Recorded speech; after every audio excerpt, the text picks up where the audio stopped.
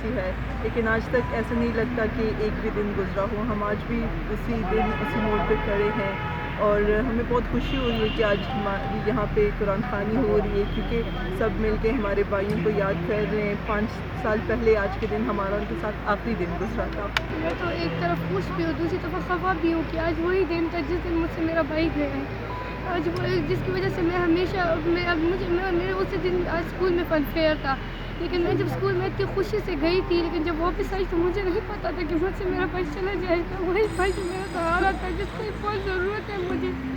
और मुझे पूरा इतना वो हो रहा है कि सब दुनिया उसे याद रख रही है, लेकिन उस दर्द को तो मैं नहीं कह सकती ना, मुझे तो और भी दर्द हो रहा है क्योंकि वो तो मेरा भाई था ना।